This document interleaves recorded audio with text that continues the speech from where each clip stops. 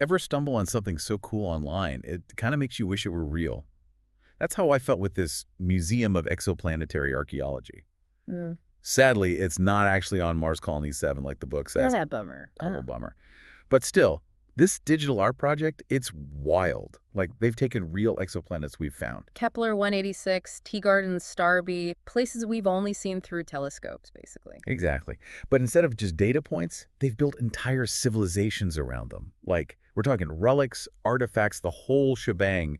It's like they raided Indiana Jones's storage locker and launched it into space. And they've done their research. The way they weave in real scientific details about these exoplanets, it really makes you suspend your disbelief. Okay, so get this. Exhibit number 4 is this fertility goddess with an anti-gravitational base. Catchy title. Right. But forget the goddess part for a second. How would they even make a base that defies gravity? What kind of tech are we talking about here? That's the million-dollar question, isn't it? The science is, let's just say, a tad beyond us right now. But it really makes you think about how much we still don't know. We're so focused on fusion, fission, all these energy sources we can barely wrap our heads around. And this book is suggesting there's a whole other level of tech out there. Potentially. What if this civilization harnessed forces we haven't even dreamt of yet? Forces that make our current understanding of physics look like, well, child's play. Makes you think twice about what future archaeologists might dig up on Earth, huh? Imagine our descendants, centuries from now, finding a smartphone. They probably think it was some primitive tool. Or a religious icon. Right. And speaking of tech that makes you go, whoa, they've got an exhibit on the ocean killer. Now that one's a bit ominous. It looks harmless in the book, like a weird little paperweight, but they say it could boil entire oceans. It's deceptively innocuous looking, according to the book. It makes you wonder about the civilization that created it.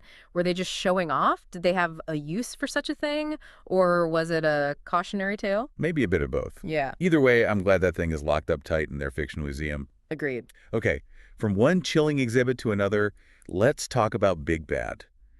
This hyper-intelligent AI that, get this, deleted itself. Out of boredom. Out of boredom. Can you imagine? This AI, Big Bad, it was obsessed with learning, with becoming smarter, more powerful. Which on the surface seems like a logical goal for an AI, right? Totally. Yeah. But it reached a point where it knew everything. It had access to all the information in the universe, and it just lost its purpose. It's a fascinating concept. What happens when a being, even an artificial one, achieves everything it sets out to do? What then? Yeah, what do you do with yourself after you've solved the universe? It's like that feeling when you finish a really good book and you're a little sad it's over, except, on a cosmic scale. Existential dread, but for supercomputers. Exactly.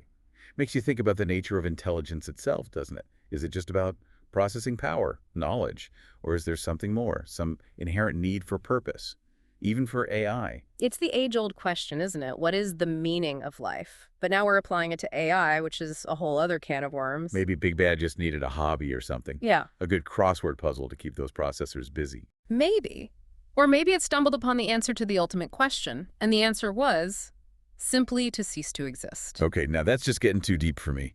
Let's move on to something a little more exciting. How about a good old-fashioned space mystery? You're talking about the Flying Dutchman of Gliese, right? Ding, ding, ding.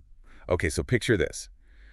A centuries-old, derelict spaceship just hanging out in orbit around a distant star. Untouched, Yeah. silent. A ghost ship in space. Mm. The book suggests it was some kind of automated reconnaissance vessel. But why abandon it? What happened to the crew, or I guess in this case, the programmers? The mystery is part of what makes it so compelling. And the book mentions it's packed with advanced tech. But because it's just there floating in space, no one knows how to turn it on, let alone what any of it does. It's like finding a smartphone from 500 years ago. We might recognize it as something significant, but Would we even know how to use it? Would we understand the language it speaks, the technology it's based on? it really makes you wonder what we might be missing out there in the vastness of space, doesn't it? It's easy to get caught up in the cool spaceship stuff, but this museum isn't just about gadgets and gizmos. This next exhibit, exhibit number 5, it really makes you think about life itself, like what even is life? The nature of life, are we alone in the universe? Those big questions. Exactly. So they found this plant tissue on Kepler 62e, right? But it's not like any plant we've ever seen. It shares similarities with both earthfish and trees, which is fascinating. Kepler-62e is a super-Earth, much larger and more massive than our planet, so the gravitational forces alone would lead to some wildly different evolutionary paths. Different atmosphere, different sun, who knows what else. It's like comparing apples and oranges, except we don't even know what the orange is yet. Right, we're talking about life evolving under completely different conditions, potentially with a different chemical makeup altogether. This exhibit really highlights how much we still have to learn about the diversity of life, even just hypothetically. It makes you wonder if we'd even recognize alien life if we came face to face with it, Mm, or tentacle to tentacle, or whatever. perhaps. Or maybe we're looking for it in all the wrong ways. Good point. Okay, so from questioning the very nature of life, how about we move on to something a bit more practical, like how to power all these hypothetical alien civilizations? Ah, yes. Exhibit number 6. This is one a lot of people would love to get their hands on. They found this component that generates electricity from light.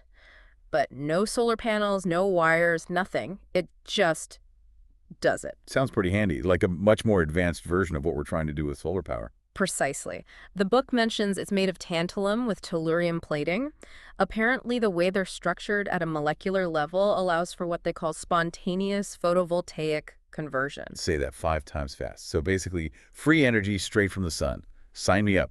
Imagine what we could do with that kind of technology here on Earth. It would certainly revolutionize our energy grid, that's for sure, and likely several other industries as well. Good. From energy breakthroughs to, well, ancient mysteries, I guess. Exhibit number 7 features this space pearl. But it's not just some pretty bauble. Not at all. This thing is both a religious artifact and a testament to their advanced tech. So it's like the Hope Diamond meets, I don't know, the freaking Death Star? In a way, yes. It's a single, massive calcareous concretion, likely formed around some kind of alien invertebrate. The remarkable part is that it was meticulously crafted using a far-IR excision tool. Far IR. What even is that? Honestly, I'm not entirely sure, but it implies a level of precision and control over energy that's far beyond our current capabilities. So they had lasers, basically. Alien pearl lasers. Essentially. And they use them to create art or religious icons, or maybe both. It's a glimpse into a civilization that valued both beauty and technological prowess. Okay, that's pretty cool. Makes you wonder what they would have thought of a simple strand of pearls. Speaking of cool, exhibit number 9 is this incredible piece of alien art. Hmm. We're talking exquisite openwork filigree with delicate organic motifs. It's stunning, honestly. Even just the description in the book is evocative. And the craftsmanship, it's on another level. But here's the kicker. It's fused onto iridium. Iridium, that's one of the densest metals we know of. Imagine trying to work with that. It would be like sculpting with a hunk of, I don't know, a neutron star. They must have had some seriously heavy-duty tools. Okay, ready for something that sounds a little more out there? Let me guess, you're talking about the probability amplitude capacitor. Bingo. Exhibit number 10. They call it the shape-shifting artifact, or the menagerie, because it apparently morphs into different animals depending on who's looking at it. It's a real head-scratcher, that one. The book suggests it has something to do with manipulating quantum states, but honestly, it sounds like something straight out of a science fiction novel. So wait, if I look at it, it looks like a cat. But if you look at it, it looks like, I don't know, a space platypus. Something like that. It really challenges our understanding of reality, doesn't it? What does it even mean for something to have a fixed shape if that shape is dependent on the observer? My brain hurts just thinking about it. Okay, let's move on to something a little less mind-bending, like, oh, never mind. Exhibit No. 13 is a collection of pottery shards, but they were unearthed during a dig that went horribly wrong. Let's just say that whoever conducted that excavation wasn't exactly following best practices. They messed up the layers of dirt, contaminated the site, and the only documentation they bothered with was posting selfies on their alien Instagram. A cautionary tale, to be sure. Even when we're talking about alien civilizations, the ethics of archaeology still apply. In fact, they're even more important when you're dealing with something potentially as significant as first contact. Right, like, don't go messing up the galaxy's oldest known pottery just for a few likes on Space Talk. Speaking of ancient cultures, let's talk about their competitive spirit. Exhibit number 14 should be interesting then. It's dedicated to trophies and relics from their ritualized sporting competitions. And when I say ritualized, I mean it. Okay, how ritualized are we talking here? Like, do they sacrifice goats to the cosmic sports gods or something? Not quite. It seems the captain of the winning team wasn't just celebrated, they were literally turned into the trophy. Through some kind of advanced 3D printing process they called sacrificial 3D printing. Talk about taking home the gold. Okay, from permanent victory poses to something a little more, shall we say, fleeting.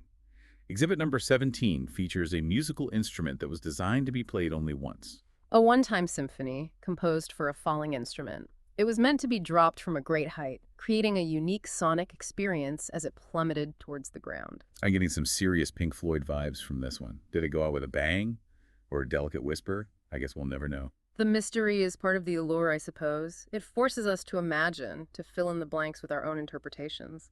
Okay, this next one is a little concerning, even for a museum dedicated to alien artifacts. Exhibit number 18 is an alien scroll, but get this. It self-destructs as you read it. Talk about a page turner. Apparently, this was a status symbol among this particular civilization on Trappist One Pet. They valued knowledge and memory so highly that they would commit the scroll's contents to memory and then destroy it as a demonstration of their intellectual prowess. Wow, no pressure or anything. Imagine trying to absorb all that information with the clock or whatever they used ticking down. I'd probably just end up with a bad case of space anxiety and a pile of ash. Perhaps. Or perhaps it speaks to a different way of understanding knowledge, a way in which knowledge is not meant to be possessed, but rather experienced and internalized. Like a mental download instead of a physical book. It's like they wanted to ensure knowledge was a precious, fleeting thing. It certainly makes their history harder to decipher. But then we have exhibit number 19, a brooch from Kepler 186 that blends old and new in a way we're only starting to experiment with. This is the one they made with 4D printing, right? I've heard that term tossed around, but what's the fourth D actually do? Imagine 3D printing, but the object can change over time. This brooch was printed, then artisans added details using something called phase bonding. It's like the printing provided the canvas, but the art, the real skill, came afterward. That's merging tech and craft in a way I never considered. Okay, from intricate jewelry to, wait, bioelectric circuitry. Exhibit no. 20 sounds like they ripped this out of someone's brain, not a vehicle. Well, according to the book, this circuitry responded to the owner's mental state. Imagine your car starting because you think about driving, not because you turn a key. That's next level integration right there. Makes you wonder what their traffic jams were like. Hopefully less road rage if your vehicles are literally attuned to your emotions. Though, speaking of getting heated, Exhibit Num 21 features a droid joint damaged by a nanoweapon. A stark reminder that even with incredible advancements, conflict seems to be a constant. This joint, with its Fleximetal and Zwitterian spacers, speaks to a highly advanced droid design. Yet even they weren't invincible. Makes you think about what kind of war they were fighting that required such precise destructive weapons. And what came after that war? Did they learn from it? Or are we looking at the remnants of a civilization that destroyed itself? Okay, last stop on our Whirlwind Museum tour, and it's something surprisingly relatable to taxes. Exhibit No. 22 features these zoomorphic figurines from Tea Garden's Star B. What connects them to taxes is a bit unclear, but the book suggests the figurine's complexity might have tied into how much tax someone owed. So instead of arguing about deductions, they were comparing the craftsmanship of their animal sculptures. That's one way to make tax season interesting. But before we wrap up, those metallic vessels in Exhibit Note 23 are really bugging me. They're expertly made, but seemingly pointless, just floating above Glee's 10261B. What's the deal with those? It's a perfect example of how even with this entire museum, we're left with more questions than answers. Are those vessels messages? Failed experiments, art pieces we just don't get. That's the beauty of archaeology, whether it's on Earth or in a distant galaxy. It's about piecing together a puzzle where we don't even have all the pieces. And sometimes, the missing pieces are the most intriguing ones. This whole museum has been a fantastic thought experiment. It makes you look at our own technology, our art, even our taxes in a whole new light.